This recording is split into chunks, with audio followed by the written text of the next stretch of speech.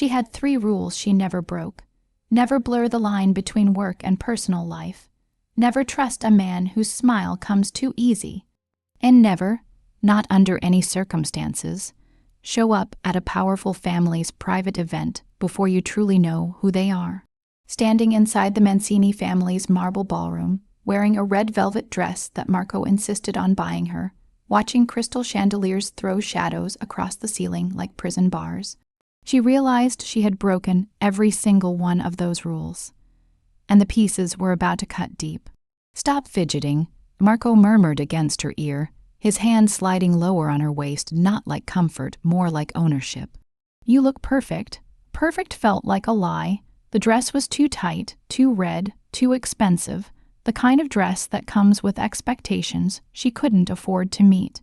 She looked up at the Mancini estate. 3 stories of white stone and black iron.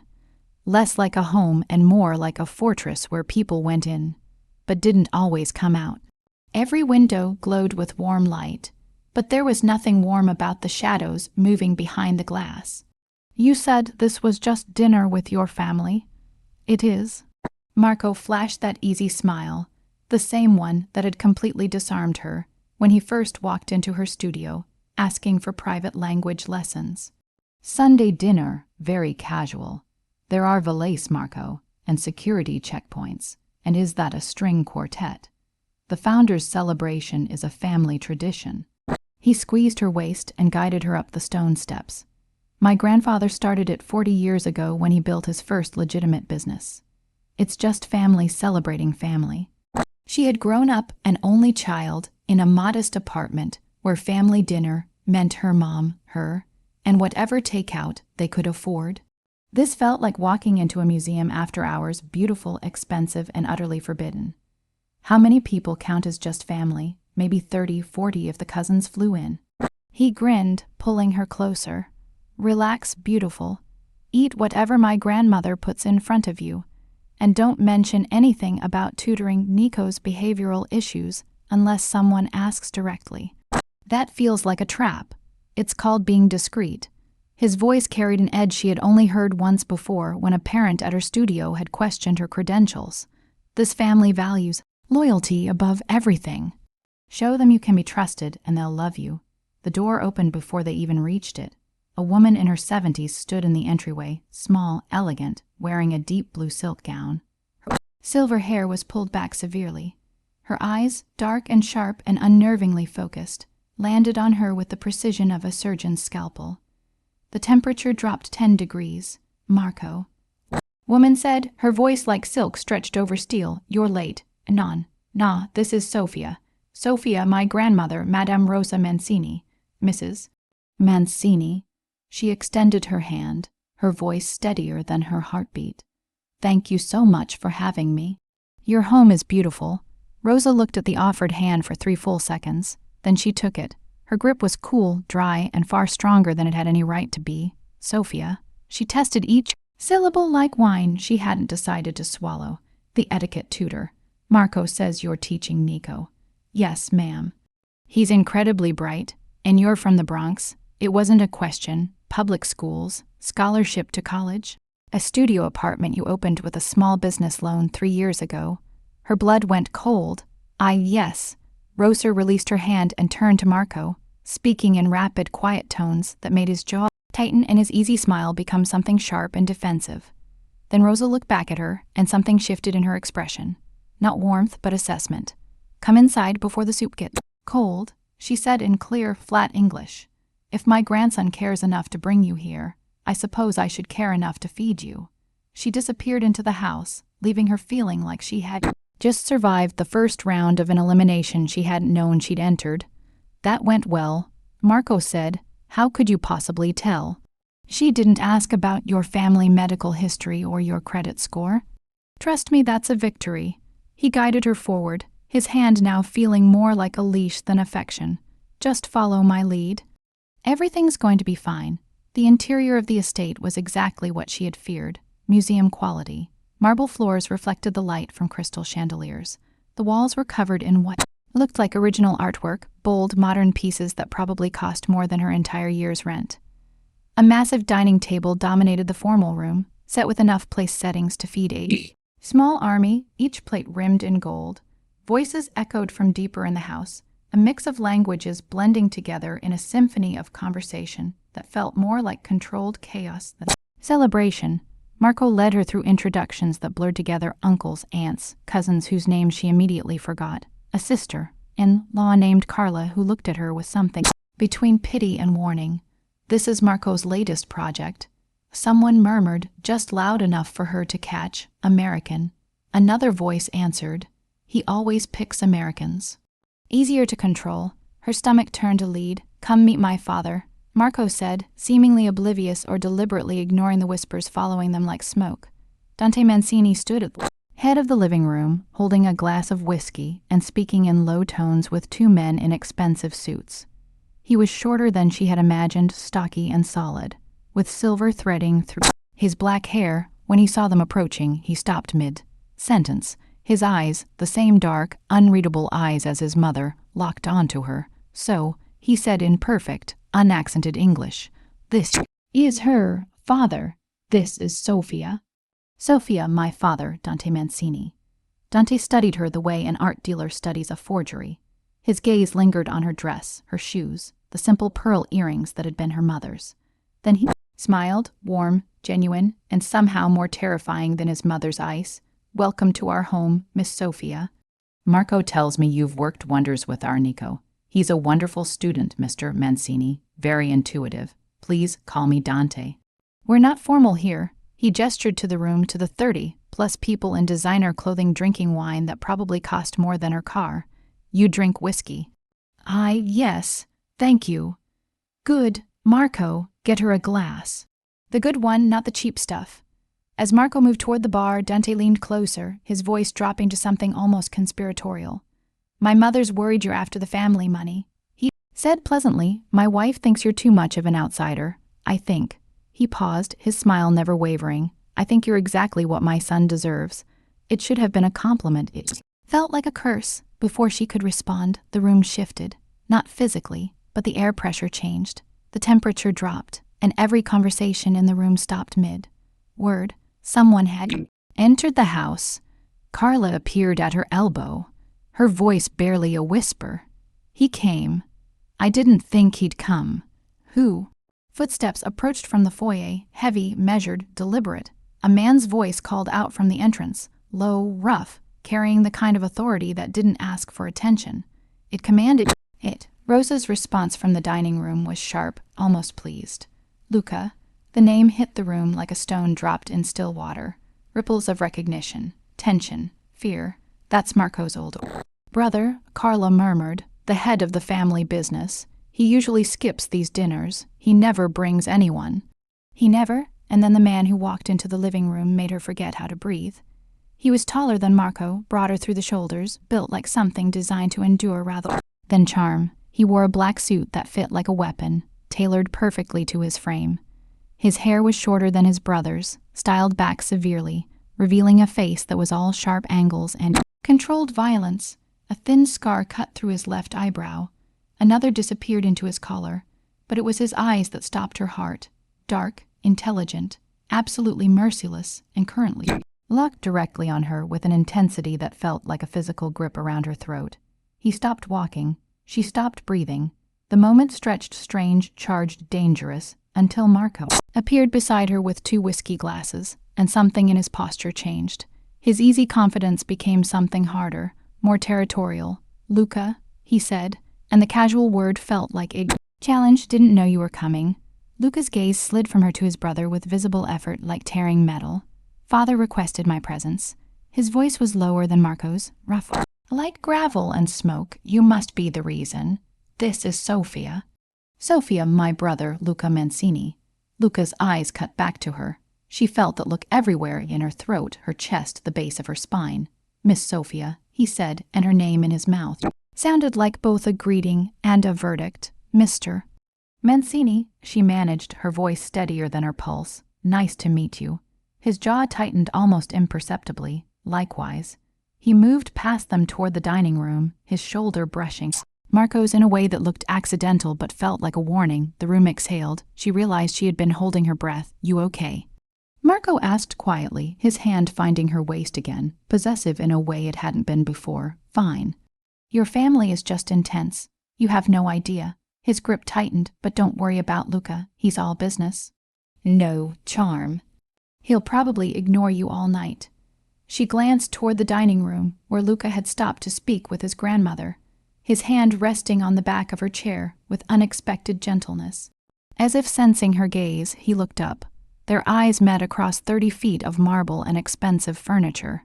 He didn't look away, neither did she, and in that moment, she understood with perfect, terrifying clarity Marco was wrong. Luca wasn't going to ignore her. The tension in the air was brittle, ready to snap. Marco seemed to feel it too. He glanced from his brother to the string quartet playing softly in the corner. Come, Marco said, his voice tight. He pulled her toward the center of the room, not waiting for an answer. Let's dance. Now. Marco, people are staring.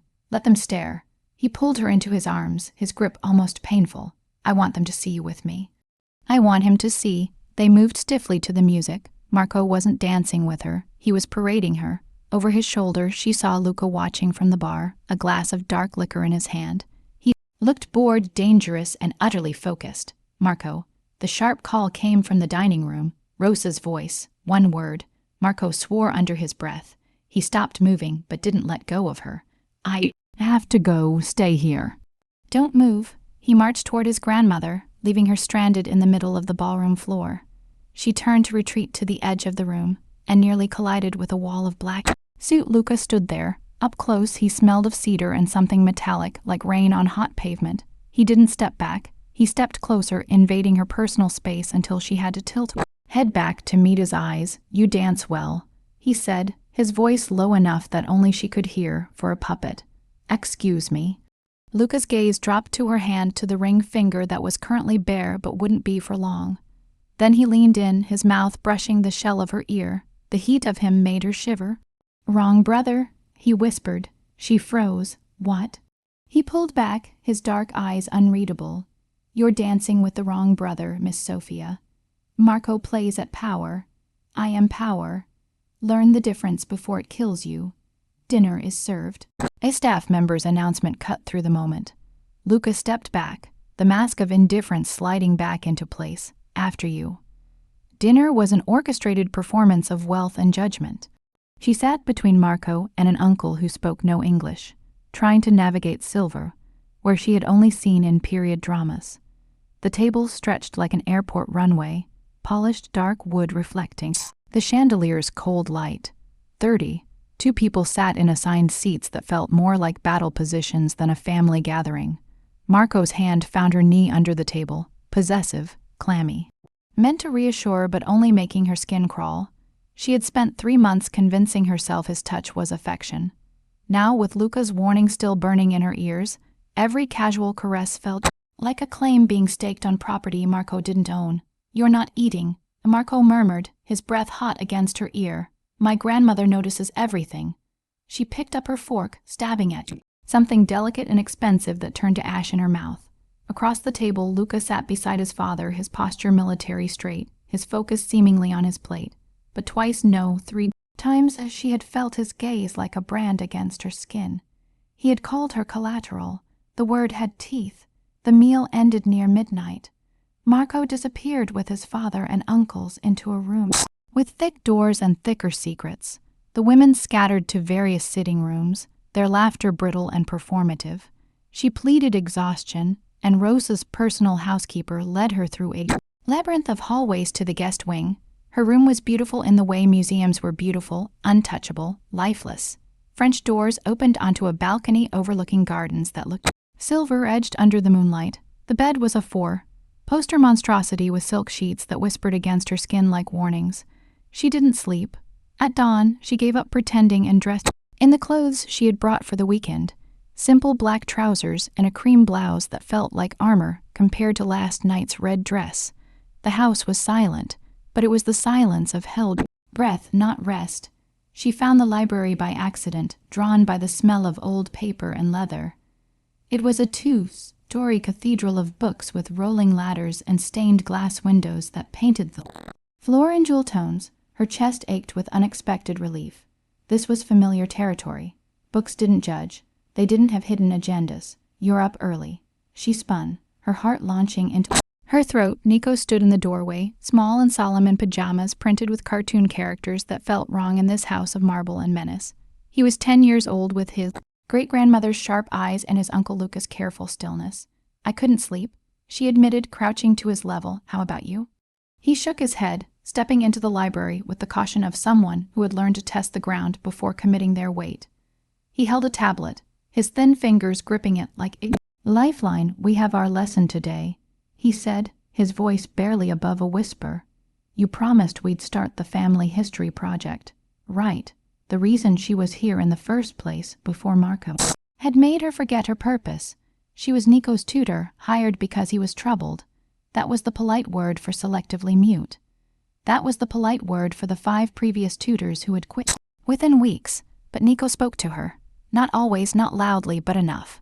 Let me grab my materials from my room, she said. Meet me back here in 15 minutes.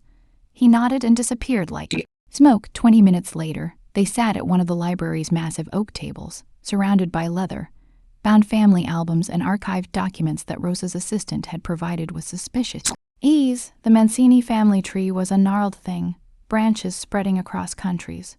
Roots sunk deep into shipping, real estate, and businesses whose exact nature remained elegantly vague. Your great-grandfather founded the first company in 1952, she said, pointing to a sepia photograph of a man with Luca's jaw and Marco's calculated smile. After everything fell apart, he built something from nothing.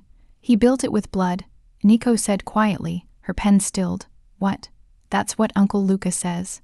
Nico traced the photograph with one small finger. Blood and sacrifice. That's the foundation. Everything beautiful has bones underneath. The words were too old for his mouth, too knowing. Did your uncle tell you that? Uncle Luca tells me the truth. Nico looked up at her, his eyes ancient in his young face. Uncle Marco tells me stories. Something cold slithered down her spine. What kind of stories? Nico's gaze slid away, fixing on the stained glass window where morning light turned red to blood, blue to bruise. His hands started moving, not trembling, but deliberate. He reached for his tablet, fingers flying across the screen with the fluency of a generation raised digital. He turned it to face her. The screen showed a photograph of a woman mid-30s, blonde, professional. Attractive in a severe way with wire-rimmed glasses and a smile that looked practiced. Who is this? She asked, though dread was already pooling in her stomach. Miss Clare, Nico's whisper was barely audible, my tutor before you. Before Miss Park, before Miss Y, before. The word hung like an execution. She was nice, Nico continued, his voice flattening to something mechanical. Protected. She brought me books about dinosaurs. She helped me with my handwriting. She asked too many questions about the family files. Her throat closed. Nico. Uncle Marco said she went back to England. That she got homesick. He looked at her directly then, and in his eyes was a knowledge no child should carry. But I saw him that night. In the garden. He was digging, and Miss Clare's phone was in his pocket. It kept buzzing. Someone named David kept calling. The library's temperature dropped 20 degrees. Why are you telling me this? She whispered, because you have the same access codes she did. Because Uncle Marco looks at you the way he looked at her. Like you're useful. Nico's small hand covered hers, ice cold and shaking. And because you're nice to me. I don't want you to go to England too. Her mind spun, fragments clicking together with sickening clarity. The family archives she had been given access to supposedly for educational purposes. Digital vault containing generations of documents, contracts, property records. Marco had set up her credentials himself, insisted on it, claimed he wanted to make her job easier. She had thought it was thoughtfulness, it was framing. Nico, I need you to listen very carefully. She was cut off by the sound of footsteps in the hallway, measured, heavy, not Marco's quick, eager stride. Nico went, rigid, his hand crushing hers. The library door opened. Luca filled the doorway like a threat made flesh, dressed in black slacks and a white shirt with the sleeves rolled to his elbows. His forearms were marked with ink, sharp, geometric patterns and script that looked less like decoration and more like documentation. Battle Scars Illustrated. His gaze went to Nico first, something softening, infinite in those hard eyes, then to their joined hands, then to her face. He saw everything. She knew he did. Nico, Luca said, his voice gentle in a way that made her chest ache.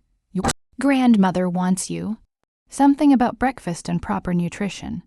Nico squeezed her hand once, a warning or a plea, then slipped from his chair and passed his uncle without a word. She was left alone with the man who had warned her she was collateral. Luca closed the door. The soft click of the latch sounded like a cell locking. He talks to you, Luca observed, moving into the library with the controlled grace of something predatory. The doctor said he might never speak again after what he witnessed. What did he witness? She asked, though Nico had already painted the picture in blood and garden soil. Luca didn't answer. He reached the table, his gaze dropping to the spread of family documents, his jaw tightened, almost imperceptibly when he saw which files were open. The property acquisitions, the corporate restructuring. You have access to the family archives, he said. It wasn't a question. Your brother gave me the credentials for Nico's lessons. My brother. Luca's voice curdled with something too complex to name. Tell me, Miss Sophia, have you noticed anything unusual in these files? Documents that seem out of place. Signatures that look freshly added to decades. Old contracts. Her mouth went dry. She had been so focused on creating engaging lessons that she hadn't looked closely. But now that he mentioned it, the 2003 restructuring, she said slowly, the signature page looks newer than the rest of the document. Different paper quality. Observant, Luca pulled out the chair across from her, sitting with the deliberate control of someone who had learned to make every movement count. Marco has been using the archive access to create forgeries, changing ownership documents, fabricating debts that never existed, building a paper trail that makes him the rightful heir to properties that were never his. And I'm the perfect scapegoat. Her voice was barely above a whisper now, a tutor with full archive access, motivated by an affair with the younger son. Caught red, handed with the documents when the forgeries are discovered.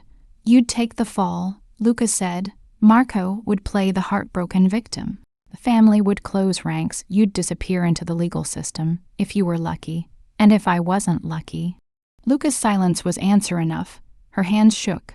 She pressed them flat against the table, feeling the cool would anchor her spiraling thoughts.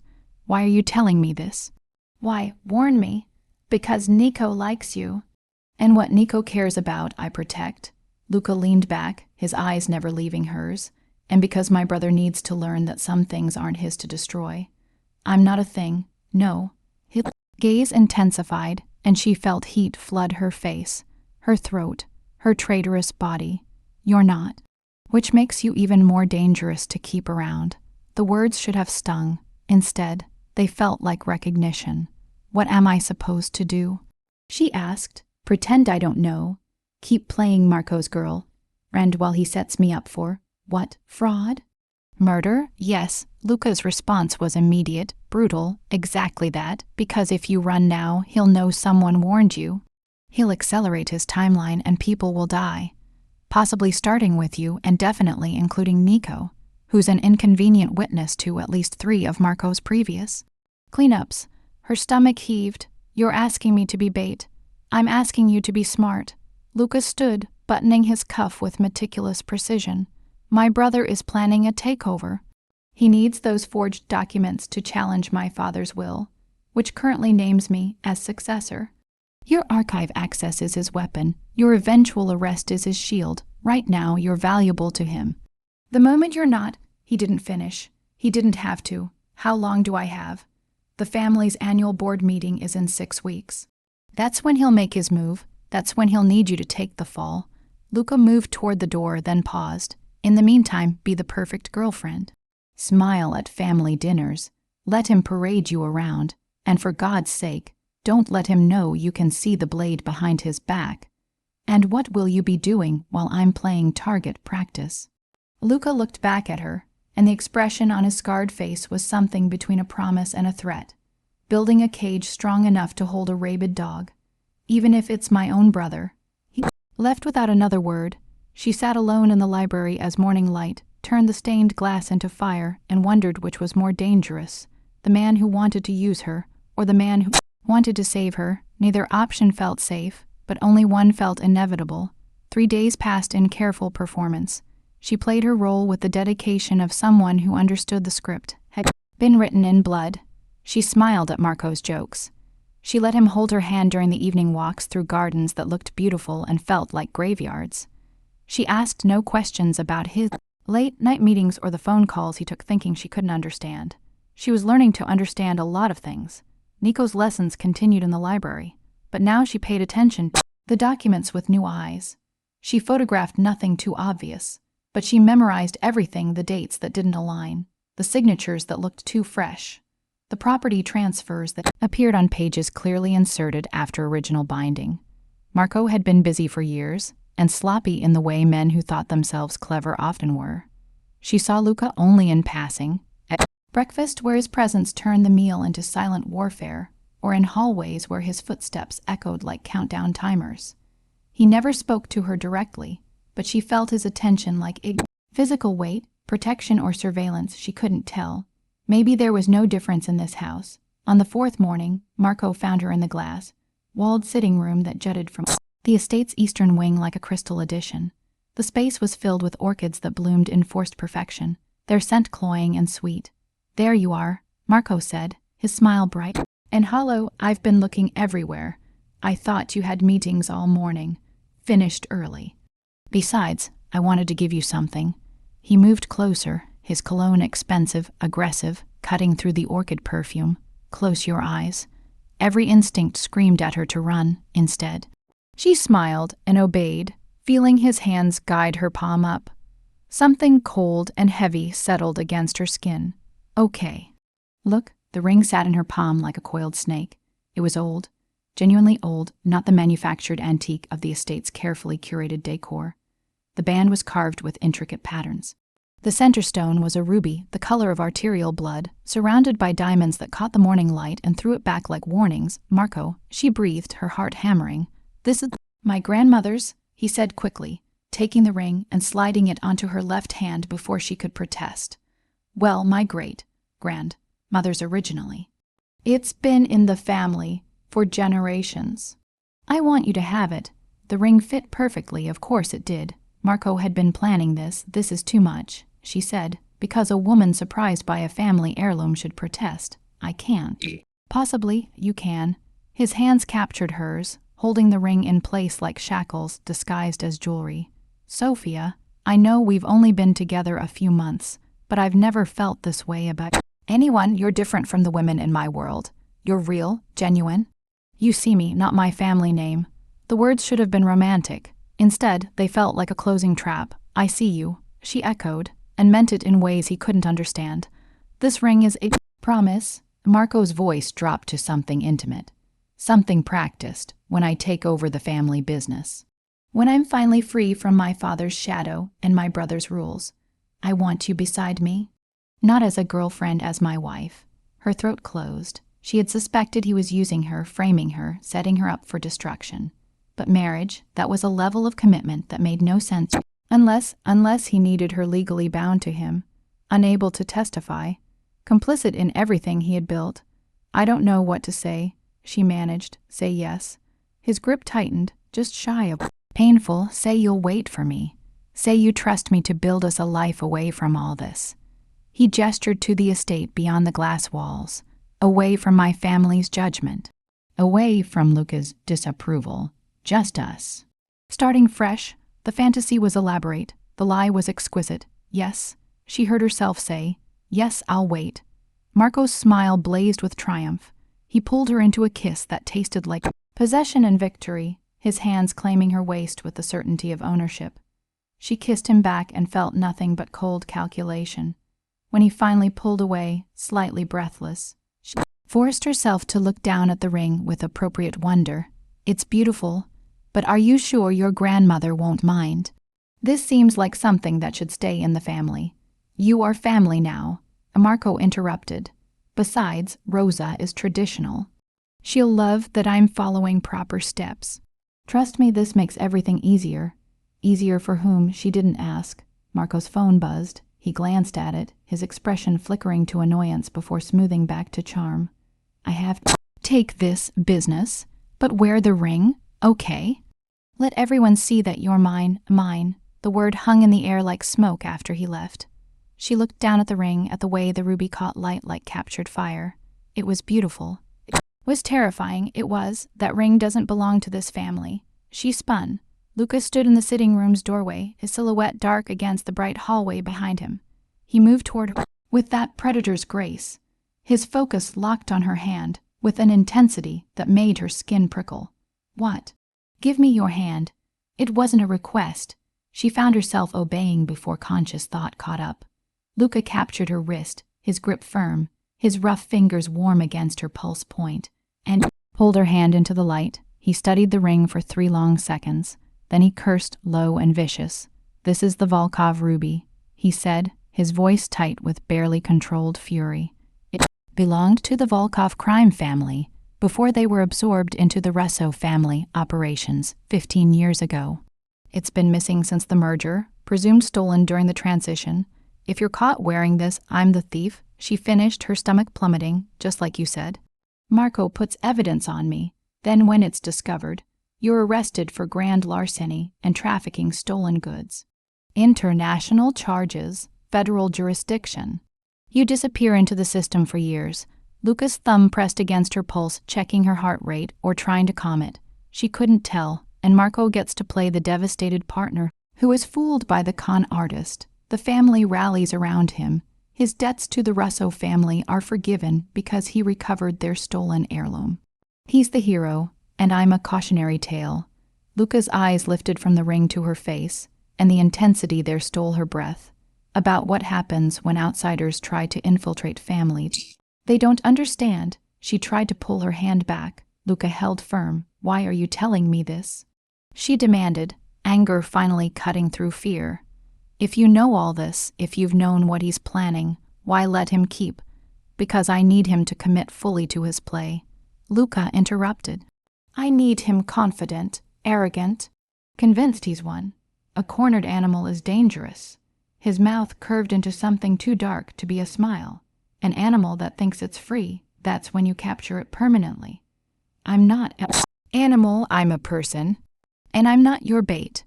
She yanked her hand back with enough force that Luca let her go, his fingers trailing across her palm in a way that sent electricity up her arm. "No," he agreed quietly. "You're not bait. You're an investment, and I protect my investments. I'm not yours to protect, aren't you?" Luca moved closer, and her back hit the glass wall behind her. Cold, unforgiving, nowhere to retreat. "You're living in my family's house, teaching my nephew, wearing stolen property that will be traced back to this estate. You think you can just walk away. The moment you leave, Marco accelerates. The moment you run, people die. You're in this, Miss Sophia. The only question is whether you survive it." He was close enough now that she could see the fine scars on his throat, the ones that disappeared beneath his collar, close enough that his scent, cedar and smoke, nothing like Marco's aggressive sweetness, made her head swim. "What do you want from me?" She whispered. "I want you to keep the ring on," Luca said. "I want you to smile and play the happy almost bride. I want you to be everything my brother thinks you are: naive, grateful, desperate to belong. And then when he makes his move at the board meeting, when he presents his forged documents and his carefully constructed case for why he should lead this family, you're going to be my witness. You're going to testify to exactly what he's done, what he's made you complicit in. You're going to help me destroy him." Her laugh was bitter. "You want me to betray him. I want you to choose survival." Luca's hand came up, not touching her, but bracketing her against the glass, one palm flat against the window beside her head, caging her without contact. Marco chose his path years ago. He chose ambition over honor, greed over family, violence over mercy. You still have a choice. You can be his victim, or you can be my weapon. Some choice. It's the only one you have. His voice dropped to something almost gentle, almost regretful. "I'm sorry you walked into this. I'm sorry my brother is what he is. I'm sorry you ever met him, but I can't change the past. I can only control the end game. And in this end game, where do I end up?" Luca's gaze dropped to her mouth. just for a second, just long enough to make heat flood her cheeks before snapping back to her eyes. "Alive," he said simply. "Everything else we figure out after." He pushed off the glass and stepped back, giving her space to breathe. "The ring stays on," he repeated. "You tell no one, not your mother, not your friends, not Marco.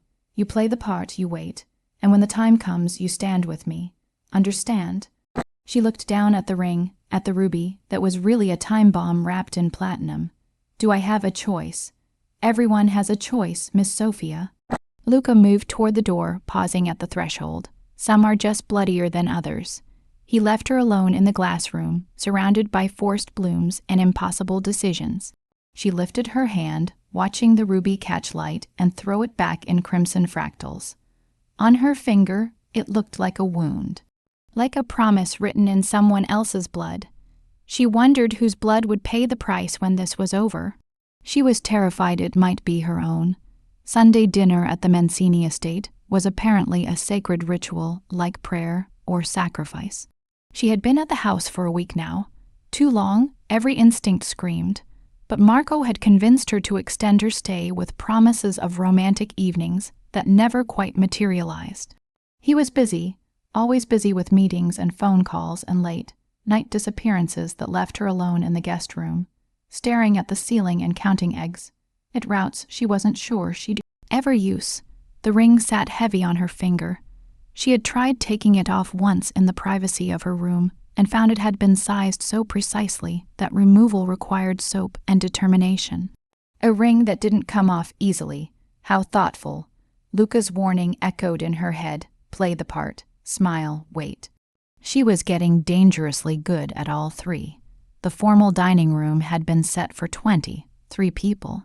She had counted while helping Nico with his pre-dinner etiquette review. The table stretched like an accusation, each place setting a small fortune in porcelain and silver. Fresh flowers, white ones because Rosa preferred them, stood in crystal vases that caught candlelight and made the whole room feel like a shrine or a stage. She wore a simple navy dress that Marco had approved that morning, his hands lingering on her waist as he murmured about how beautiful she looked. The dress was elegant, appropriate, exactly what a guest of honor should wear, except she was starting to realize she wasn't a guest. She just didn't know what she actually was. The family arrived in waves: aunts, uncles she was still trying to differentiate, cousins whose names blurred together. Carla, with her husband and 2 children, who looked uncomfortable in formal wear. Nico appeared with his parents, a quiet couple she had barely spoken to, both of them looking perpetually exhausted in the way of people trapped in a machine they couldn't stop. Marco kept her close, his hand proprietarily on her lower back, introducing her with phrases like "My Sophia," and "the woman I've been telling you about." Each introduction felt like a claim being staked. Rosa presided from her seat like a queen holding court. She had nodded at her with something that might have been approval, or might have been calculation. Impossible to tell. Dante sat at the table's head, jovial and expansive, pouring wine and making jokes that everyone laughed at on cue. He had winked at her when she entered, gestured to the ring on her finger, and called out something to Marco. Marco just smiled that non-committal nod that neither confirmed nor denied the ring's origin. Luca arrived last. The room didn't go silent this time, too many people, too much noise. But she felt the shift in atmosphere, like a pressure change before lightning. He wore all black, his shirt unbuttoned at the collar, his sleeves rolled to reveal those inked forearms. He looked like violence dressed for dinner. His eyes found hers across the room, held for 3 seconds, then moved on. She felt that look in her chest, her stomach lower. Dinner was served in courses that felt like tests. She navigated the meal with the careful attention of someone who knew she was being evaluated. She ate what was put in front of her. She laughed at appropriate moments. She answered questions about her tutoring work with Nico, carefully steering conversation away from anything substantive about the family itself. She was seated between Marco and an uncle who spoke no English, which meant she was functionally isolated despite being surrounded by people. "Marco, kept his hand on her thigh under the table, a constant, possessive pressure that made her want to scream. Across the table, Luca ate in silence, his focus seemingly on his plate. But twice she had glanced up to find him watching her with an intensity that made her silverware clatter. Halfway through the third course, Dante stood and raised his wine glass. A toast, he announced, his voice carrying the authority of someone used to being heard. To family, to tradition, to the continued success of everything our grandfather built. Everyone raised their glasses.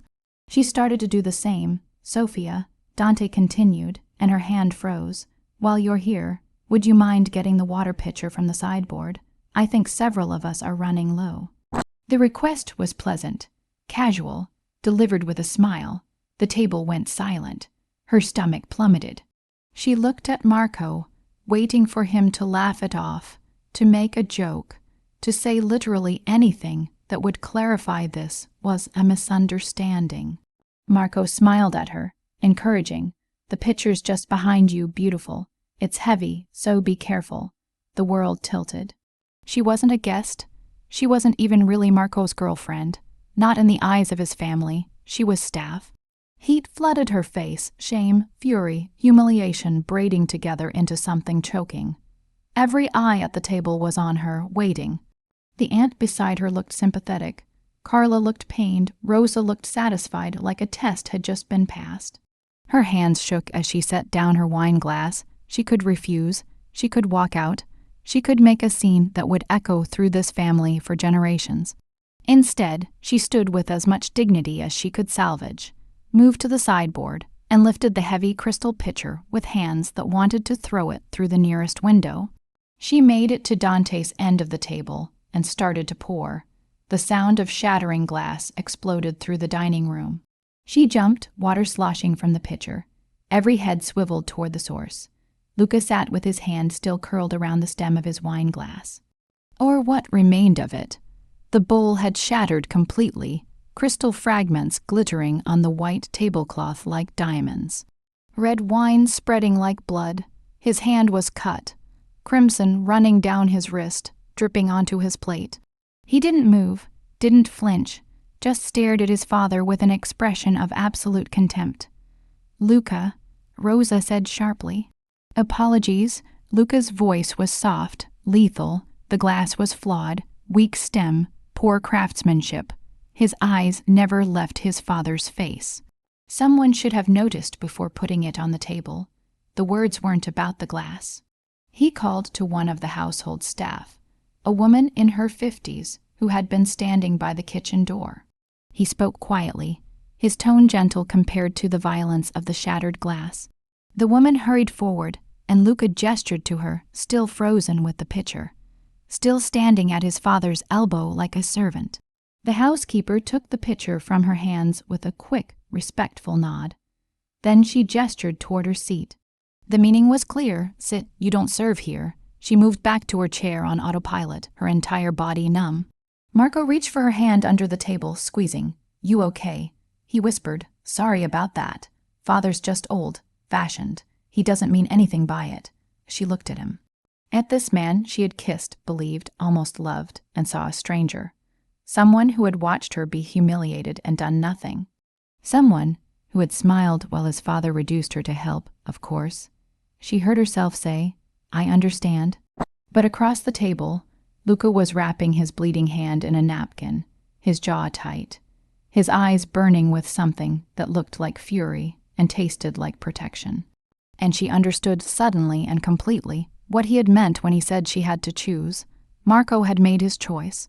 He had chosen himself, his status, his family's approval over any pretense of defending her dignity. Luca had shattered glass and bled rather than let the humiliation stand unchallenged. The rest of dinner passed in a blur. She ate nothing, tasted nothing, heard nothing. She was drowning in realizations that hit like waves. She was alone here, expendable, nothing but a pawn in Marco's game and a weapon in Luca's war. When dessert was finally cleared and people began to drift away, she excused herself, claiming exhaustion. Marco barely noticed, already deep in conversation with his cousins about something that made them laugh too loudly. She made it to the hallway before her composure cracked. The guest bathroom was mercifully empty. She locked the door and braced her hands against the marble sink, staring at her reflection in the gold-edged mirror. Her makeup was still perfect. Her hair was still smooth. She looked exactly like she had an hour ago. But everything had changed. She had been fooling herself, thinking she could navigate this, thinking she could play along with Luca's plan and somehow emerge unscathed. She wasn't sophisticated enough for this world, wasn't hard enough for these games. She was a girl from the Bronx who taught people and tutored rich kids, and she had stumbled into something that was going to destroy her.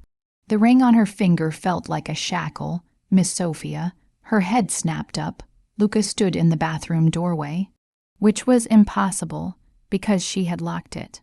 Except there were probably master keys in this house, probably a dozen ways in and out of every room, because nothing was truly private in a place built on secrets. "Get out," she said, her voice breaking. Luca stepped inside and closed the door behind him. The bathroom was too small for his presence, the walls pressing in. He had unwrapped his hand. The cuts had stopped bleeding, just thin red lines across his palm now.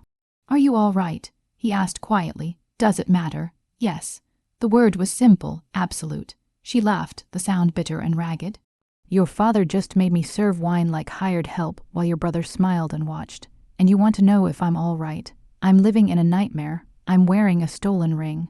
I'm apparently almost engaged to a man who sees me as a useful idiot. So no, I'm not all right. I'm the furthest thing from all right." Luca was quiet for a long moment. "Then you're not a useful idiot. You're a liability he's trying to control. There's a difference. That's supposed to make me feel better. No, it's supposed to make you angry." He moved closer, his voice dropping. "You should be furious. You should be planning your next move. You should be what, like you." She shoved at his chest, her hands hitting solid muscle. "You're so busy protecting the family name and playing chess with your dangerous brother that you forgot. I'm not a game piece. I'm a person. I had a life. I had a business. I had safety." Luca finished, "And I took that from you the moment I let my brother near you." The admission hung between them. "You knew," she whispered. "This whole time you knew what he was, and you let him. I didn't know he'd choose you." Luca's hands came up, bracketing her against the sink without touching. "I thought he'd pick someone from his usual circle, someone who understood the stakes. I didn't expect him to find someone kind enough to reach my nephew, smart enough to threaten him, real enough to make me." He stopped, cut himself off like he had revealed too much. "Make you what?" she demanded. Luca's jaw worked. His eyes, God, his eyes were so dark, so close, so full of things she couldn't name. "Make me want to burn it all down to keep you safe." The bathroom was suddenly airless. "You don't even know me," she managed. "I know you teach a traumatized child with patience and kindness. I know you haven't run screaming despite having every reason to. I know you're brave enough to stand in a room full of predators and still maintain your dignity." His hand lifted, hesitated, then settled against her cheek. Warm, rough, impossibly gentle. "I know you deserve better than this family, better than my brother, better than me. Then let me go. I can't." His thumb traced her cheekbone, and she felt that touch everywhere. "Not until it's safe. Not until I know he can't hurt you. Not until what?" Luca's gaze dropped to her mouth, lingered, lifted back to her eyes with visible effort. "Not until I stopped being selfish enough to keep you close." Her breath caught. This was wrong. This was insane. This was, "I hate you," she whispered. "Good." Luca's hand slid from her cheek to cup the back of her neck, his fingers threading through her hair.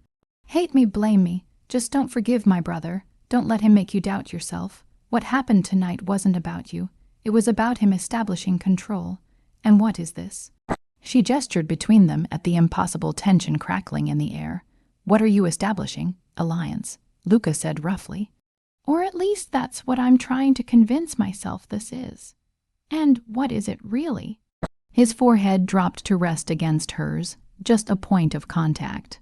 Just shared breath in a small space. A mistake I can't stop making. Someone knocked on the bathroom door. Miss Sophia, are you unwell? The spell shattered. Luca stepped back, his hand falling away, his expression smoothing into that blank mask he wore so well. He moved to the door, unlocked it, stepped into the hallway. She's fine. He told whoever was outside she could see over his shoulder that it was the housekeeper. Just overwhelmed. I was checking on her at my grandmother's request. The lie was smooth, practiced, completely believable. The housekeeper nodded, satisfied, and disappeared. Luca looked back at her one last time. 6 weeks, he said quietly. Hold on for 6 weeks, then this ends. And what happens to me when it does? Whatever you want, Luca said. I promise. He left before she could ask if he was a man who kept promises. She stood alone in the bathroom, her reflection staring back at her with lips that felt swollen from his nearness. She hadn't realized he had come close enough to almost taste, and she wondered which brother was the real danger. The one who wanted to use her, or the one who wanted to save her. Both felt equally capable of destroying everything she had ever been. 3 weeks passed in a slow-motion nightmare. She stopped marking days and started counting meals. Breakfast, lunch, dinner, each one a performance she was getting dangerously good at. Marco grew more attentive as his takeover approached, more affectionate, more possessive. His touches lingered, his kisses tasted like ambition masked in sweetness. He talked about their future with the conviction of a man reading lines he had rehearsed. She smiled, she agreed. She wore the stolen ring and played the role of devoted girlfriend with an expertise that frightened her.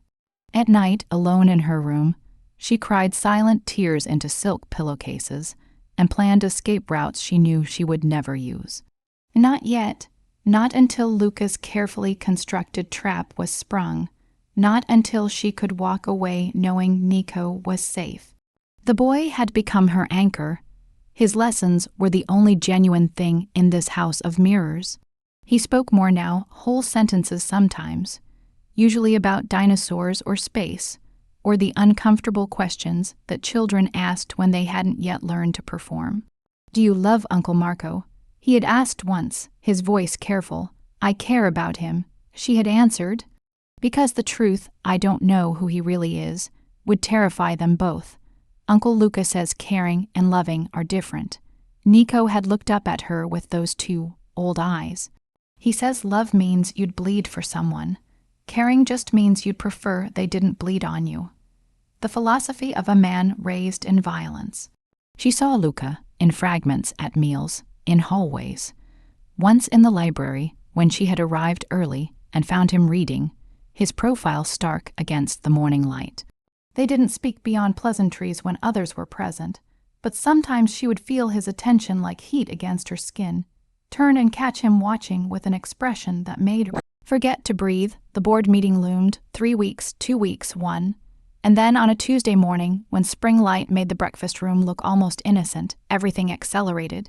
She had learned the morning routine.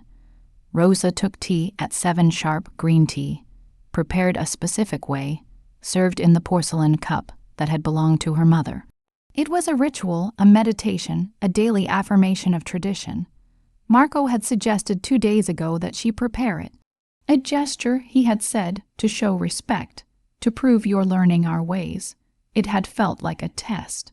Of course it was a test. She had spent an afternoon learning the proper method from the housekeeper, the water temperature, the steeping time, the way to pour without disturbing the leaves. She had practiced until her hands memorized the movements. This morning, she prepared the tea alone in the small service kitchen. The house was quiet, most of the family still asleep. The housekeeper supervised from the doorway, nodding approval as she measured and poured. The tray was perfect.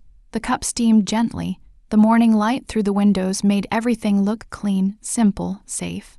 She carried it to the breakfast room, where Rosa sat reading a newspaper, her reading glasses perched on her nose.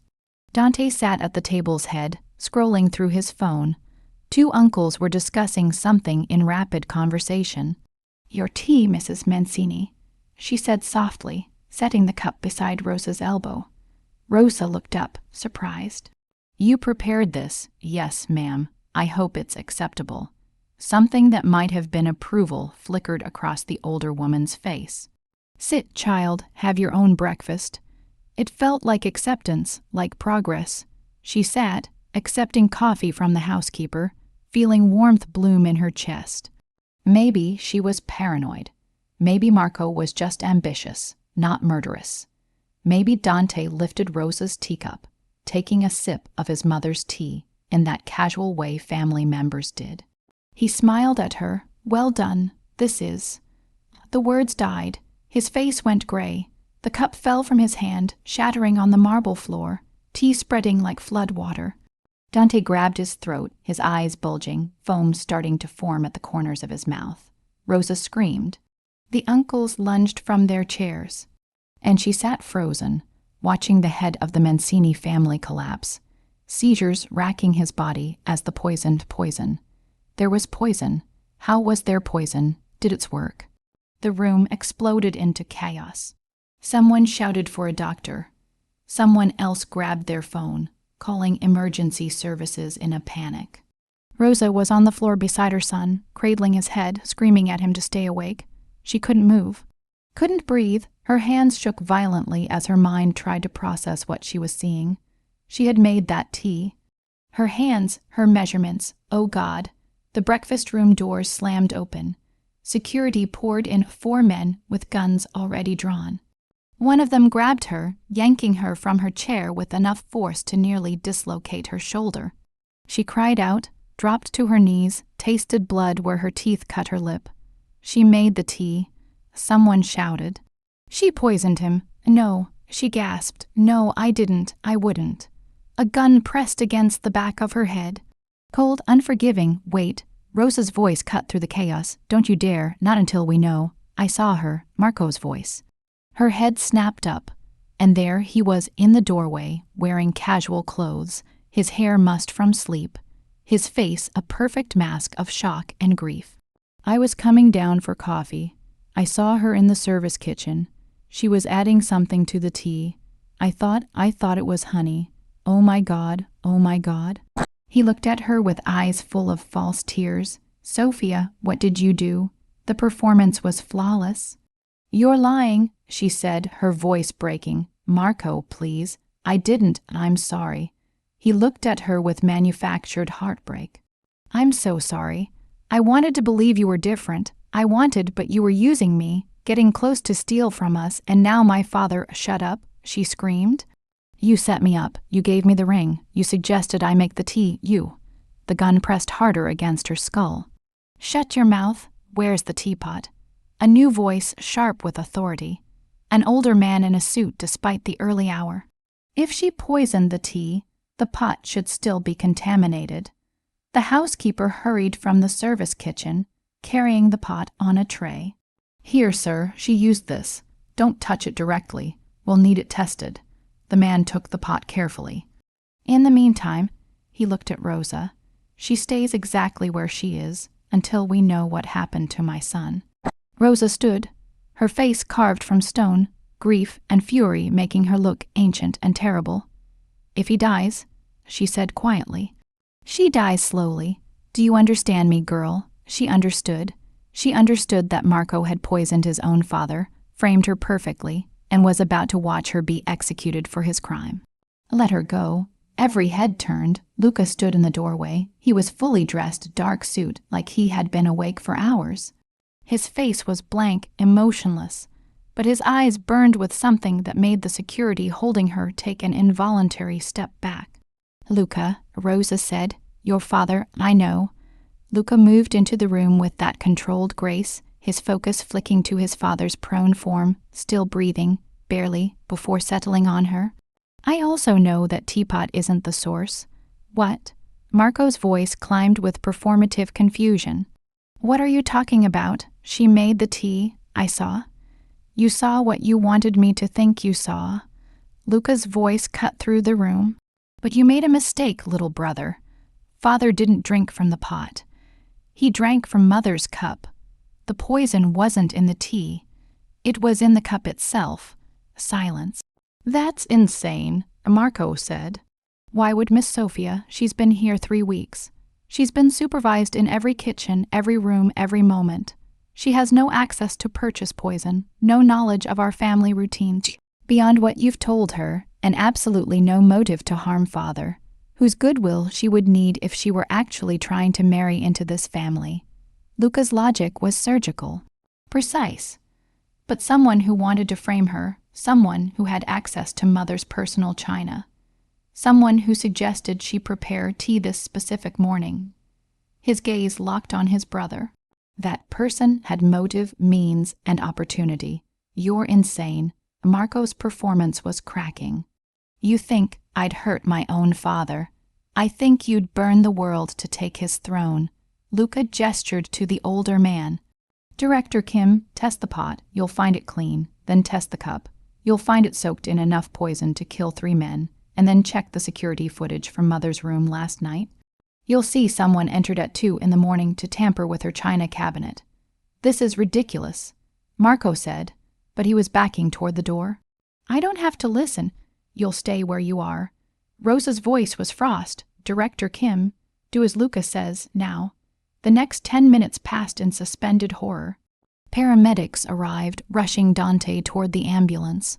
The director ran tests with equipment she didn't recognize. The security team pulled up footage on tablets, their expressions darkening as they watched. And then Luca did something insane.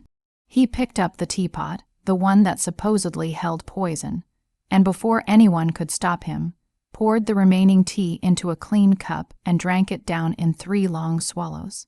Luca, Rosa lunged forward. He held up a hand, stopping her. If the tea is poisoned, we'll know in minutes. If it's not, he looked at her, still on her knees with a gun at her head. Then someone needs to face justice for what they've done. You absolute idiot, Marco hissed. The footage is clear. Director Kim's voice was grim. He turned his tablet to show Rosa. This person entered the room at 2:14 in the morning. They went directly to the china cabinet. They removed the teacup, applied something to the interior, and replaced it. The face is clear. Rosa looked at the screen. Her face went white, then red, then something beyond rage. Marco, she said softly. Come here, Mother, I can. Come here. Marco's performance shattered. He bolted for the door. He made it 3 steps before Luca's security tackled him to the marble floor, with enough force to crack bone. Marco screamed fury, not pain, thrashing and cursing. The gun left her head. She collapsed forward, gasping, shaking so hard her teeth chattered. Strong hands lifted her. Luca's hands. He pulled her to her feet, steadying her when her legs threatened to give out. Breathe, he said quietly. Just breathe. It's over. You drank the tea. She gasped. You could have died. If you were wrong, I wasn't wrong. His hands cupped her face, tilting her head back to meet his eyes. I've been tracking his movements for weeks. I knew he'd contaminate the cup, not the pot. The pot was your work, earnest, careful, exactly to specifications. He couldn't risk that being perfect and failing to poison Father, so he went directly to the source. But you didn't know for certain. What if you were wrong? Then I would have died proving your innocence. He said it simply. Like it was obvious. Like his life was a reasonable trade for hers. Better me than you. Why? The word broke? Why would you do that? You barely know me. Luca's jaw tightened. His hand fell away, and he stood, moving to look at the photographs of stern-faced ancestors staring down with judgment. Because Nico trusts you. Because you're innocent in this nightmare my family created. Because watching you be executed for my brother's sins would have destroyed something in me I didn't know I had left. What? He turned back, and in the candlelight his scars looked like war paint. The belief that some things are still worth protecting. Her chest ached. She pushed herself up to sitting, ignoring the way the room tilted. Luca, you should go back to your room. Rest. In the morning we'll discuss getting you somewhere safe. Marco's been arrested, but his allies are still a no.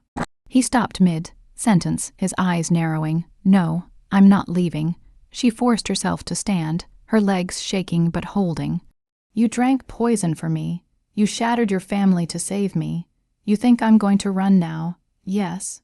He moved toward her with that predator's grace, closing the distance until she had to tilt her head back to meet his eyes. Because staying makes you a target. Marco has allies, debts, people who will come for revenge.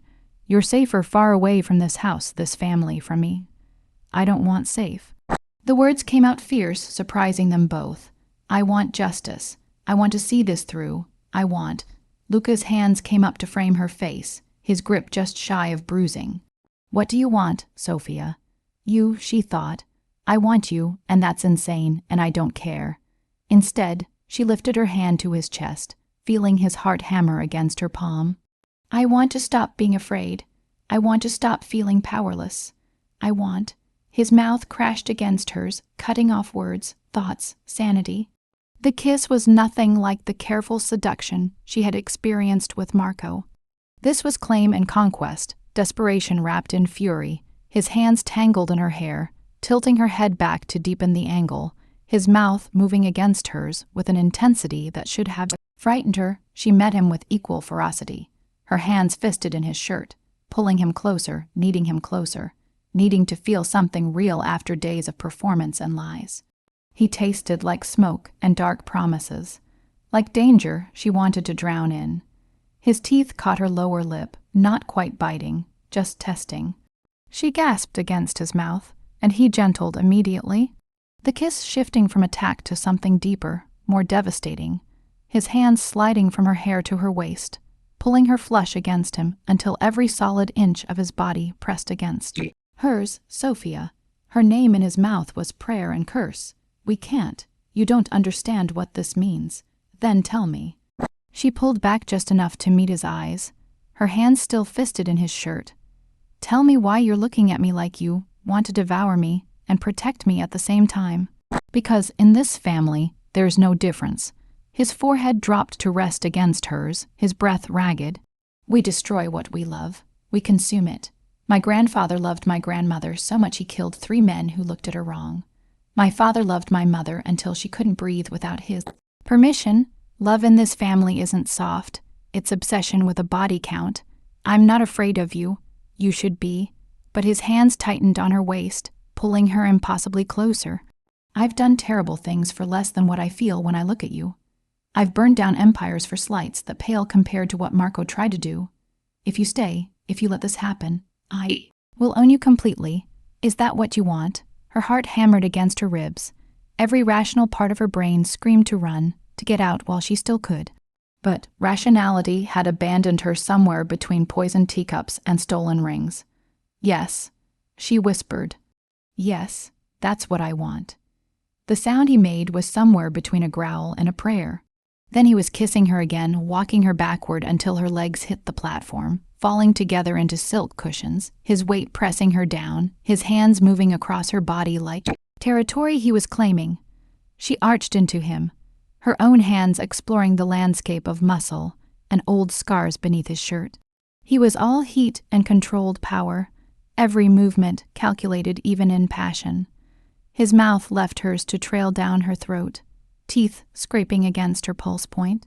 Say my name. His voice was rough against her skin. I need to hear you say it. Luca. She threaded her fingers through his hair, pulling him back to her mouth. Luca, please. The sound of footsteps in the hallway shattered the moment. Luca was off her in an instant, his body between her and the door, his hand reaching for something at his back. A gun, she realized distantly. He had a gun tucked into his waistband. A woman's voice came through the door, urgent and respectful.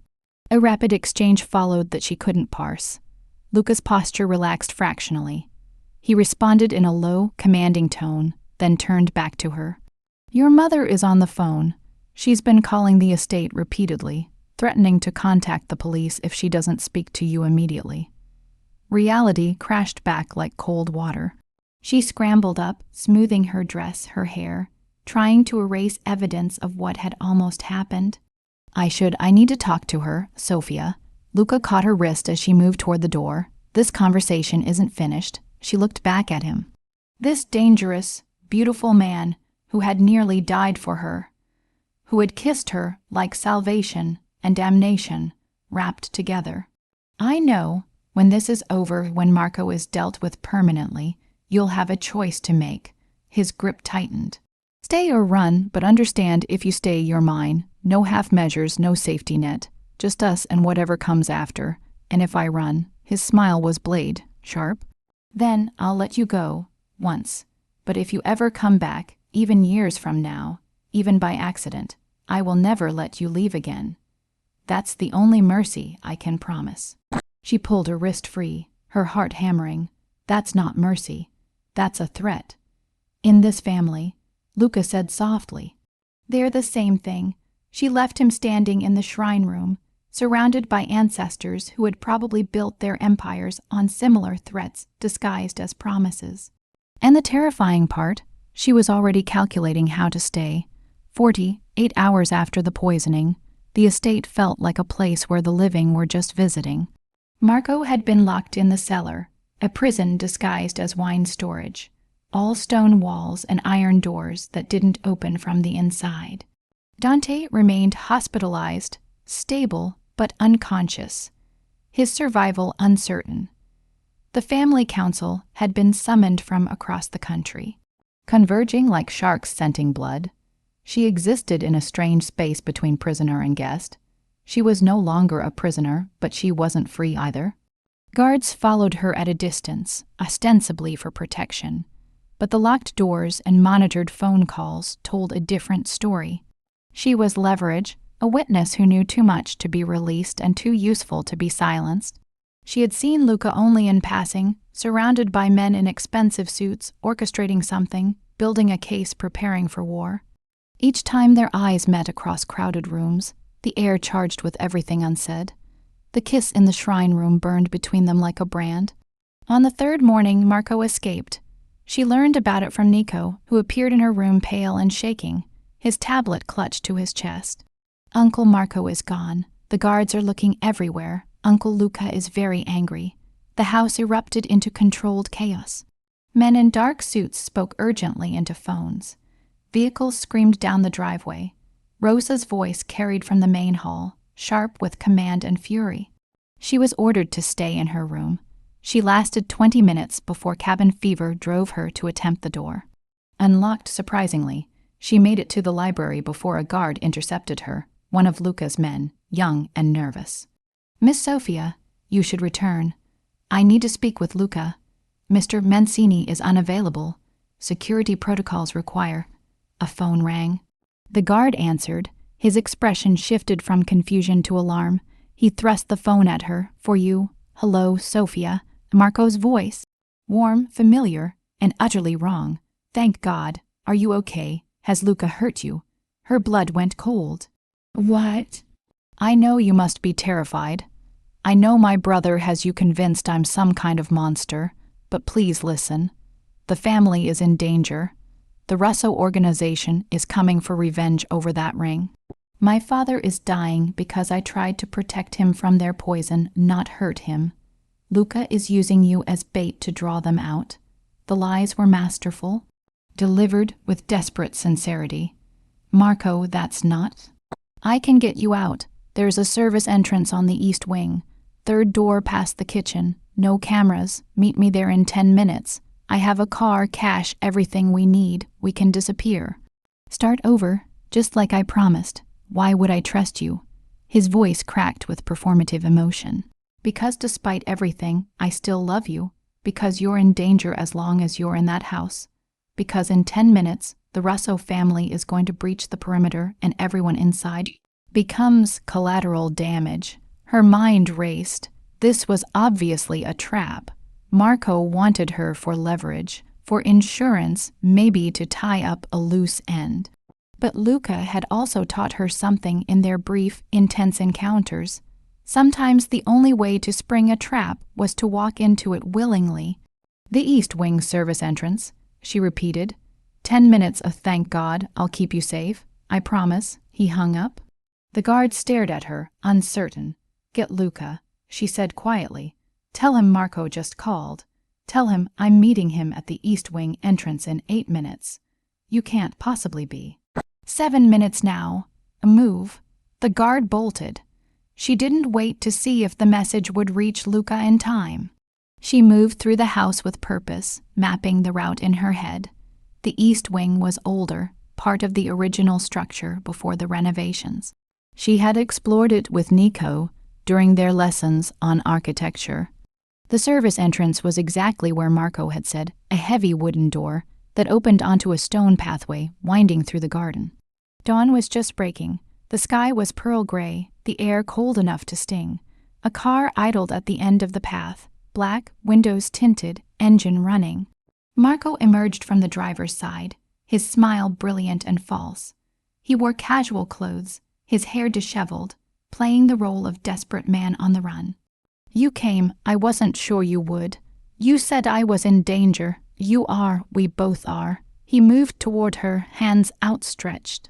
Come on, we need to go before. The click of a safety being released stopped him mid-step. Luca materialized from the shadows beside the door, a gun pointed directly at his brother's head. His face was a mask of controlled fury, his voice dead calm. Step away from her. Luca. Marco shifted into his reasonable voice. This is insane. She's caught in the middle of our family politics. Let me take her somewhere safe. The place you're headed isn't safe. Luca's gun never wavered. That's where you're going, isn't it? Trading her to clear your debts. Using her as a peace offering after you stole from the Russo family and poisoned our father to cover the theft? You're paranoid. You've always been. I have bank transfer records. I have messages. I have video footage of you meeting with their people 3 times in the past month. Luca's voice was surgical, precise. I have everything, little brother. The only thing I don't have is patience. So move away from her, or I will put a bullet in your skull and tell the family council you resisted. For a moment, Marco's mask slipped. She saw the calculation in his eyes, the desperate math of a cornered man. Then he smiled, genuine this time, all teeth and venom. You won't shoot me, not in front of her, not when she's already terrified of what we are. Pull that trigger, and she'll see the monster you've been hiding. She'll run, and you'll lose the only soft thing you've ever tried to protect. You're wrong. Luca's finger tightened on the trigger. She already knows what I am. She kissed me anyway. She saw it happening before conscious thought caught up. Marco's hand diving into his jacket, metal glinting in the dawn light. She moved on instinct, throwing herself sideways as the gunshot shattered the morning quiet. Pain exploded in her upper arm. Not a direct hit, just a graze, but fire licked through her shoulder. She hit the ground hard, stone bruising her hip. 2 more shots, then silence. Her ears rang. She couldn't tell if she was screaming or if the world had gone mute. Strong hands lifted her, checked her, pressed something against her arm that sent fresh agony ricocheting through her nerves. Look at me. Luca's face swam into focus, his voice cutting through the static. Sophia, look at me. You're okay. It's a graze, just a graze. Stay with me. Marco, on the ground, alive. Luca's jaw was tight enough to crack bone. Unfortunately, my men have him. You're safe. Focus on breathing. Can you breathe? She could. Ragged, painful, but functional. Her arm felt like someone had dragged a brand across it, but the pain was grounding. Real. He was going to shoot you. She gasped. Yes. I should have let him. Would have solved your succession problem. Luca's laugh was sharp and humorless. You just took a bullet for me. That's either incredibly brave or monumentally stupid. Can it be both? With you, absolutely. He lifted her easily, cradling her against his chest like she weighed nothing. I'm getting you to the medical wing. Then I'm going to have a very long, very unpleasant conversation with my brother about attempting to murder his family members. She pressed her face into his shoulder, breathing in cedar and smoke and the copper tang of blood. Whose blood? She couldn't tell. The Russo family, are they really coming? Marco made promises he couldn't keep, stole property that wasn't his to take, but they won't breach the estate. We have understandings, protocols. His arms tightened around her. You're not a bargaining chip in their war, not anymore. I made sure of that. How? You don't want to know. He was probably right. But as they crossed back into the house, she caught a glimpse of men in dark suits, dragging Marco's struggling form toward a different entrance. Not the cellar, somewhere deeper, older, a place where screams wouldn't carry, and Rosa stood watching, her expression carved from stone, a phone in her hand. She heard her speak as they passed. "Yes, I have him, and the ring is in his pocket. Consider our debt settled. You may collect whenever convenient." The words chilled her blood. But Luca's arms were warm, and the medical wing's bright lights washed away shadows, and for now, that was enough. The doctor declared her injury superficial, painful but not serious. The bullet had carved a neat line through the outer edge of her arm, missing anything vital. She would have a scar, he said, as if that was the worst consequence of the morning's violence. Luca didn't leave her side during the cleaning and bandaging.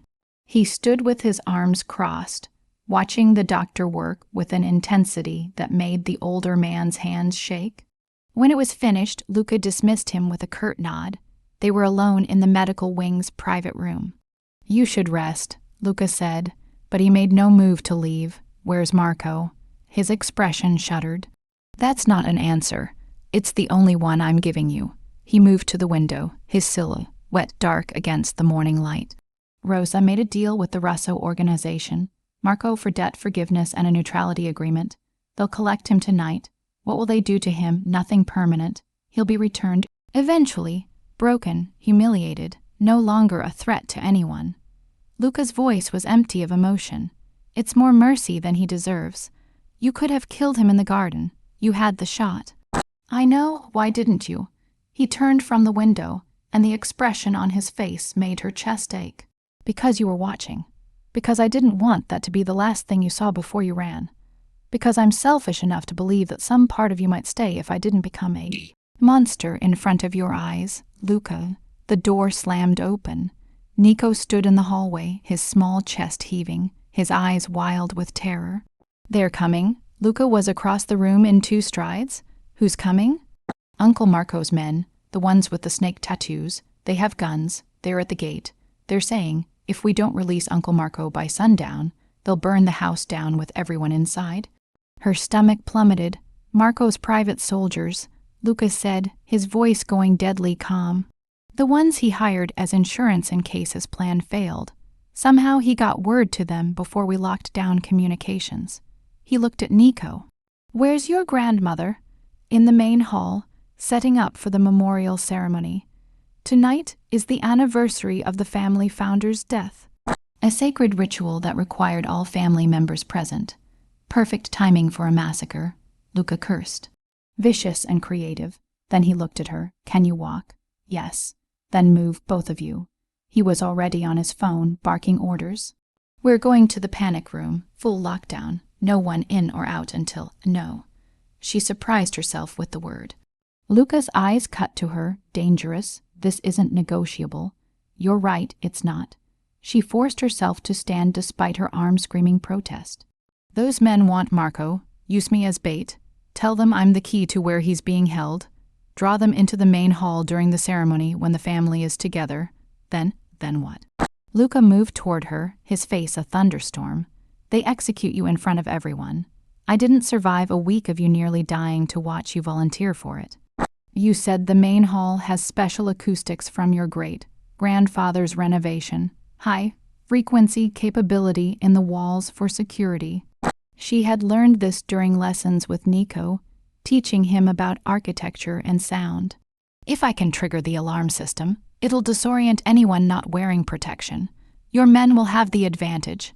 You're describing a war zone. We're already in one." She held his gaze. "The difference is this time I'm choosing to fight instead of being fought over." Luca stared at her for 3 long seconds. Then he turned to Nico. "Get to the panic room. Your parents are already inside. Don't open the door for anyone except me or your grandmother. Understand?" Nico looked between them, his expression ancient with understanding. "You're going to use the great-grandfather's trap." "The what?" she asked. "Great-grandfather built the main hall as a kill room," Nico said quietly, "in case rival families ever attacked during ceremony. The sound system can go." Luca interrupted. "I'll explain to Sofia. You need to be safe." Nico hesitated, then he threw his arms around her waist. "Don't die," he whispered. "Please don't die. Uncle Marco killed Miss Claire when she tried to help me. I don't want him to kill you too." The casual confirmation of murder, this child's acceptance of violence as normal, broke something in her chest. She hugged him back with her good arm. "I won't, I promise." After Nico left, Luca explained the trap his great-grandfather had built. The main hall was designed to be beautiful and deadly. Ancestral portraits lined the walls in alcoves that doubled as speaker chambers. The ornate ceiling panels concealed a high-frequency sound system that could be triggered remotely, causing disorientation and pain to anyone in the room. Doors could be sealed electronically. Exit routes became death traps. During the war years, my great-grandfather used it 3 times to eliminate rival factions who tried to assassinate him during ceremony. Lucas said. No one survived to tell what happened. The official story was always gas leak or structural failure. And you want to do the same to Marco's soldiers? I want them to come into a room they think they control and discover they're already dead. His smile was blade, sharp, but only if you're willing to be the lure. If you say no, we lock down and wait for reinforcements. It's slower, riskier, gives them time to execute hostages or destroy parts of the estate. It's safer for you. She thought of Nico's terrified eyes, of Miss Claire, the tutor before her, buried in a garden somewhere, of the week she had spent being a pawn, a victim collateral. "I'm in," she said. "Tell me what to do." The plan was insane. Elegant, but insane. They would proceed with the ceremony as scheduled. The family would gather in the main hall, surrounded by candles and ancestral portraits, performing the ritual that required everyone present. She would stand beside Luca, not as a guest or a girlfriend, but as something the family would eventually recognize, his chosen partner, his equal. When the soldiers breached, and they would, Marco's information had given them blueprints. She would trigger the high-frequency alarm from the manual switch disguised as a ceremonial bell. The sound would incapacitate anyone without protection. Luca's guards, pre-equipped with specialized earpieces, would have approximately 40 seconds to neutralize the threat before the system had to be shut down to prevent permanent damage to the family. 40 seconds to end a war. If something goes wrong, Luca said quietly, draping a heavy ceremonial coat over her shoulders to hide the protective vest beneath. If they get past the sound barrier, you run. There's an exit behind the founder's portrait. It leads to the garage. Keys are always in the black car. You drive until you hit the highway. Then you call the police and you never look back.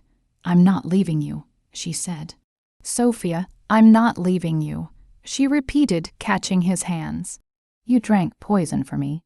You shattered glass to defend my dignity. You promised me a choice, stay or run. I'm choosing to stay. So teach me how to survive this, not how to abandon you." His forehead dropped to rest against hers. "You're going to destroy me. Good. You destroyed me first." The kiss was brief, fierce, tasting of inevitability. Then Luca pulled back, his expression hardening into the mask she recognized the protector, the weapon disguised as man. "Let's go honor the dead," he said, "and make a few more in the process." The main hall was stunning in candlelight. Hundreds of white candles lined the walls, clustered around the ancestral portraits that bore the faces of 4 generations of Mancini family patriarchs. The air smelled of incense and white flowers. Family members filled the room in formal dress, their expressions solemn and nervous. Everyone knew something was coming. Rosa stood at the head of the hall, wearing deep blue silk, her silver hair braided with white ribbon. When she saw her enter beside Luca, something shifted in her ancient eyes. Not quite approval, not quite resignation. Something in between. "You honor us with your presence, Miss Sophia," Rosa said in clear English, her voice carrying across the hall. "Please stand beside my grandson. A woman of courage belongs at the right hand of power," the family murmured. She felt every eye on her as she moved to Luca's side. Her bandaged arm was visible beneath the formal black dress she had been given. The bruises on her temple from the morning's violence stood out like accusations. She looked like exactly what she was, a survivor of the Mancini family's civil war. Luca's hand found hers, his fingers lacing through hers with possessive certainty. To anyone watching, The message was clear. She was his, under his protection, part of his inner circle. The ceremony began. Words she didn't understand poured like water over stones worn smooth by decades of repetition. She listened to Rosa's voice, watched family members bow before the portraits, felt the weight of tradition pressing down like atmosphere before lightning. Then, as the sun set beyond the tall windows, the main doors exploded inward. 6 men in tactical gear stormed the hall, weapons raised, faces covered. The snake tattoo Nico had mentioned was visible on their necks. A viper coiled around a dagger, the symbol of Marco's personal soldiers. "Nobody move," the leader's voice boomed, accented and rough. "Where is Marco Mancini? Tell us now, or we start with the children." One of the men grabbed a cousin's daughter, maybe 8 years old, pressing a gun to her small head. Her heart stopped. Rosa stood unmoved. "My grandson is being held in the West Wing cellar. 3rd door iron reinforced. Take him and leave." "How stupid do you think we are?" The leader laughed. "You expect us to split up, search an unfamiliar building while your guards pick us off? No. Someone here is going to walk us there. Someone valuable enough that you won't risk killing." His eyes landed on her, the American, the one Marco was so attached to. "She'll do nicely." Luca's hand tightened on hers. Warning or restraint, she couldn't tell. She squeezed back, reassurance or goodbye, and stepped forward. "I'll take you," she said clearly. "Let the girl go. I'll take you to Marco." The leader smiled. "Smart woman, you might live through this." He gestured, and 2 of his men moved toward her. The moment their hands touched her arms, she stumbled deliberately, reaching out to steady herself against the wall. Her fingers found the ceremonial bell. She rang it once, loud and clear, the high-frequency sound system activated with a shriek that tore through the hall like a living thing. It was above human hearing but below tolerance, a pressure wave that hit the inner ear and brain simultaneously. The soldiers dropped their weapons, clutching their heads, blood streaming from their noses. The family, pressing hands over ears as the guards had instructed moments before, weathered the sound with gritted teeth.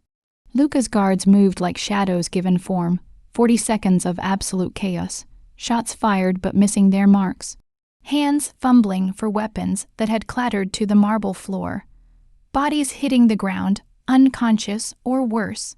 She couldn't tell through the sensory overload. Then silence.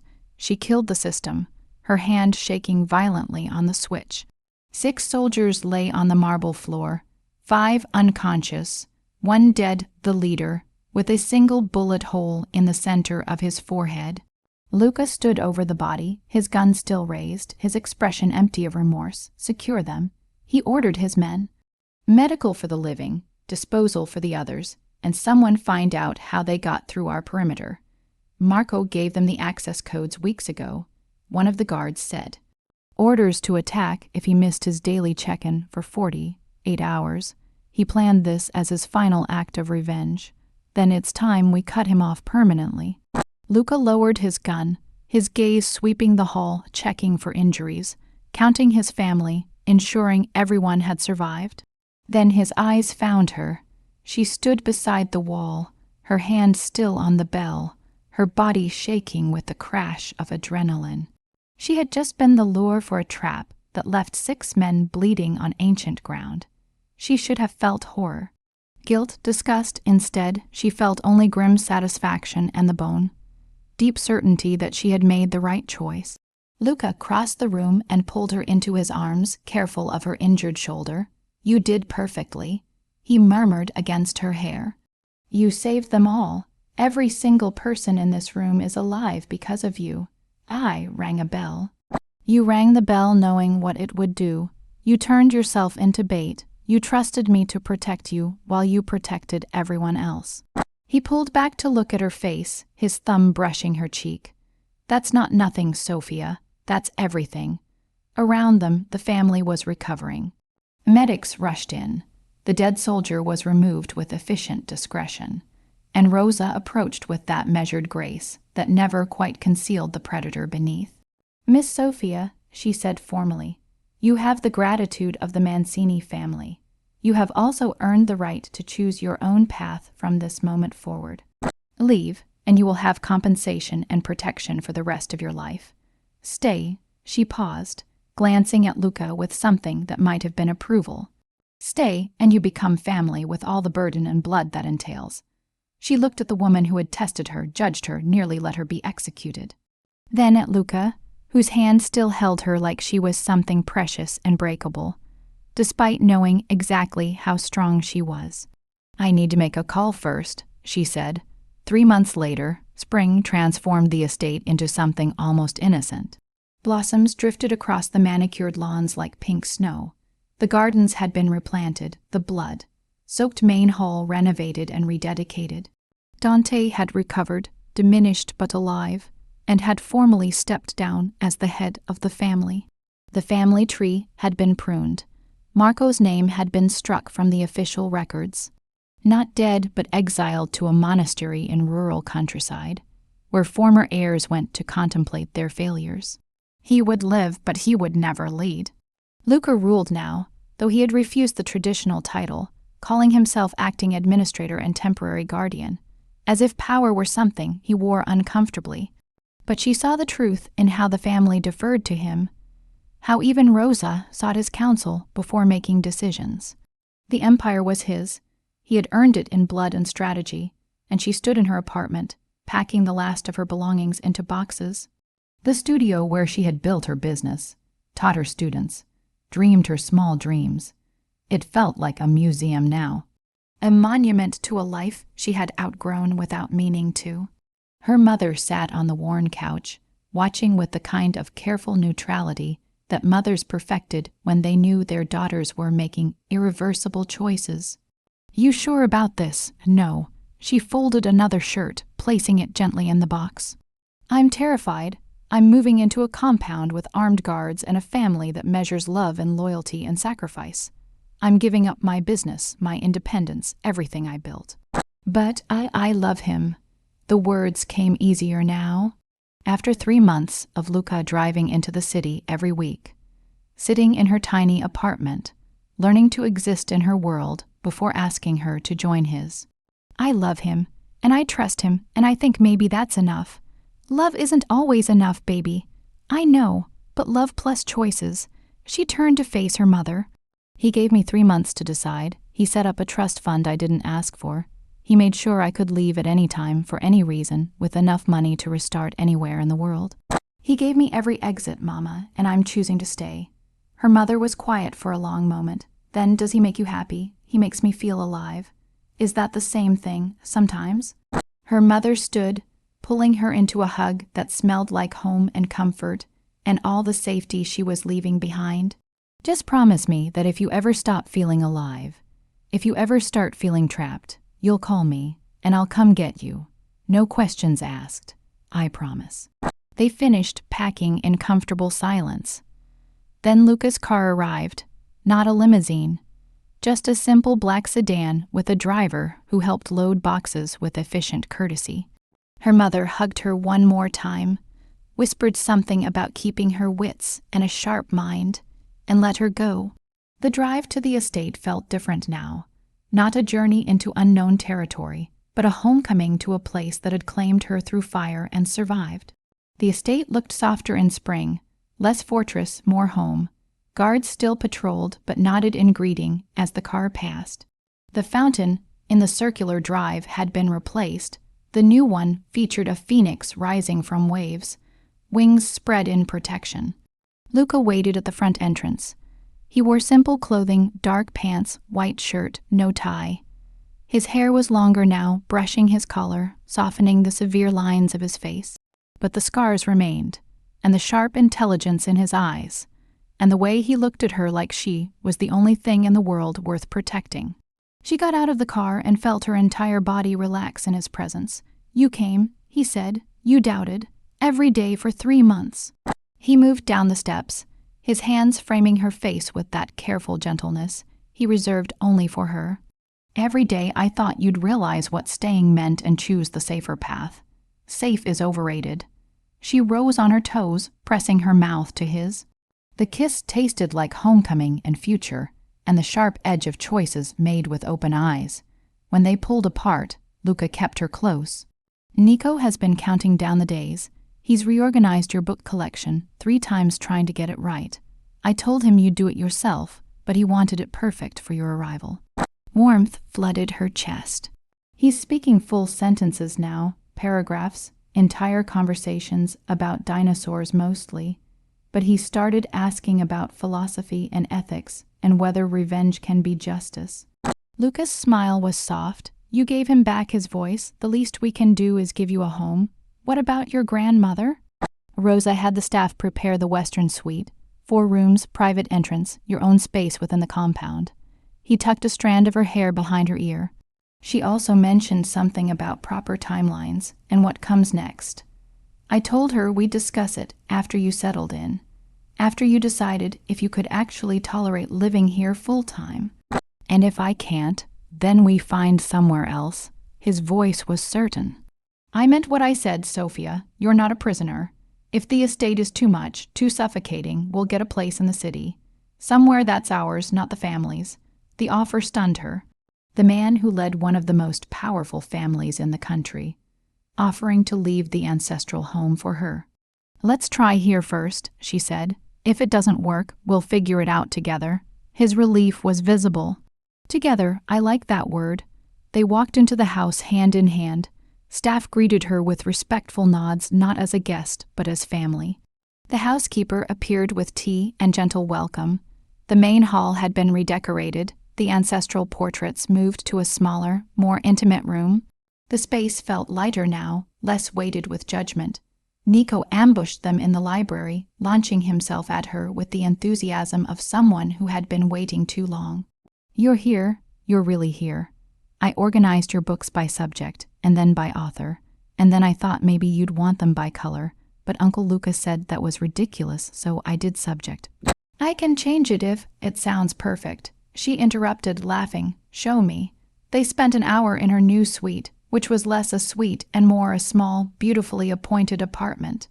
Living space, bedroom, office, and a bathroom with a tub large enough to swim in.